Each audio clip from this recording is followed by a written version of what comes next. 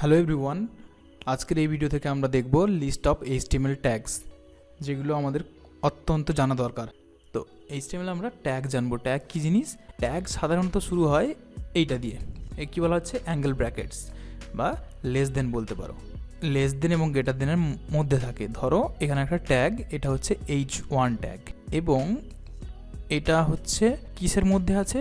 Less than এবং greater দেনের মধ্যে, মানে অ্যাঙ্গেল ব্র্যাকেটস লেস দেন এবং গ্রেটার দেনের মধ্যে আছে কি H1। এটা একটা ট্যাগ, এবং এই ট্যাগটা আমি শেষ করতে গেলে কি হবে? এরকম লেস দেন স্ল্যাশ H1, অর্থাৎ আমার H1 যে ট্যাগটা আমি শুরু করলাম সেটা আমার শেষ হলো।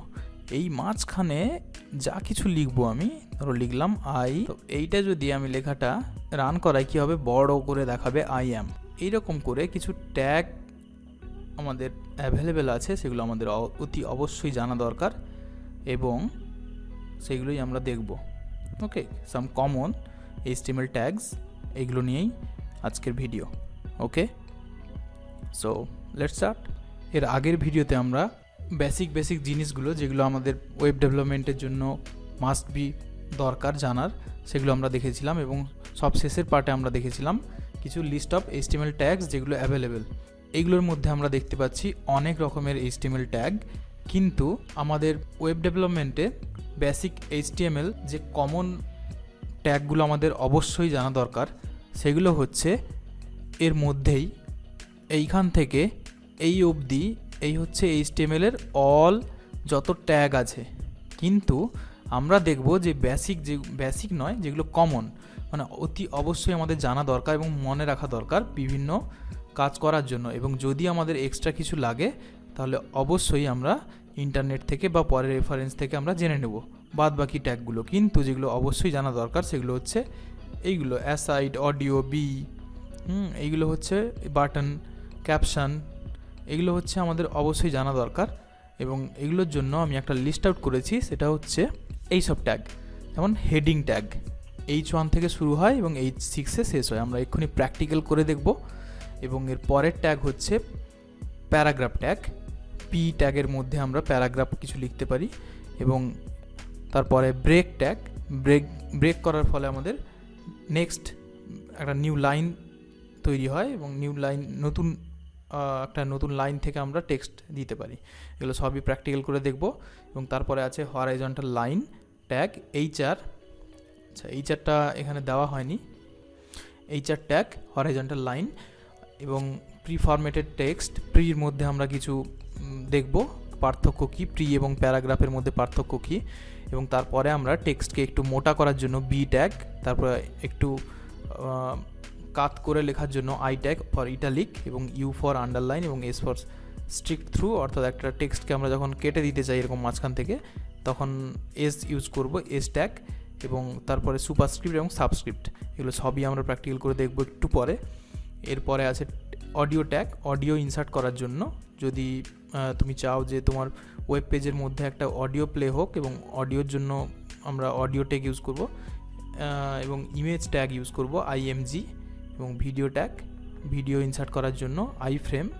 এগুলো সবই দেখবো আস্তে আস্তে এবং জানবো। অ্যাঙ্কার ট্যাগের ফলে আমরা একটা অ্যাঙ্কার করতে পারি, অর্থাৎ লিঙ্ককে হাইপার রেফারেন্স করতে পারি। ঠিক আছে, সবই প্র্যাকটিক্যাল করলে ক্লিয়ার হয়ে যাবে। এরপরে আছে লিস্ট, অর্থাৎ একটা আনঅর্ডার লিস্ট বা অর্ডার লিস্ট, এগুলো আমরা দেখবো আস্তে আস্তে।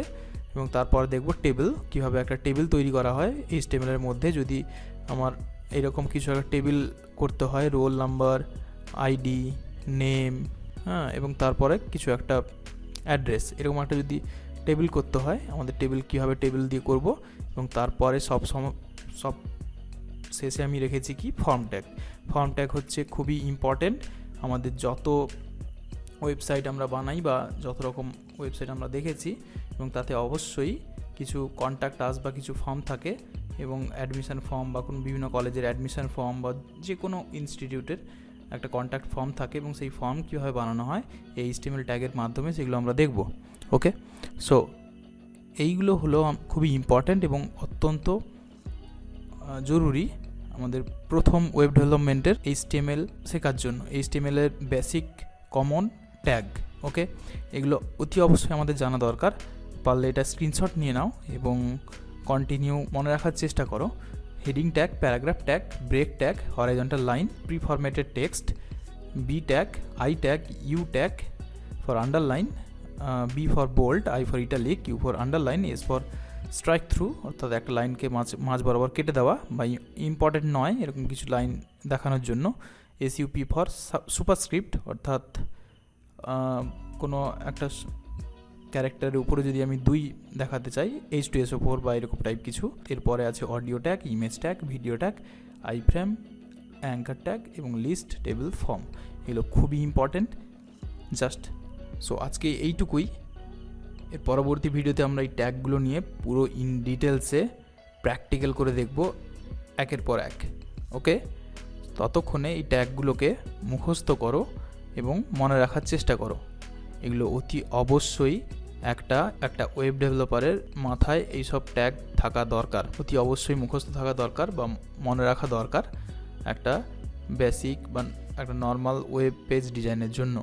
ওকে, এর পরের ভিডিওতে আমরা প্র্যাকটিক্যাল করে ক্লিয়ারলি দেখব।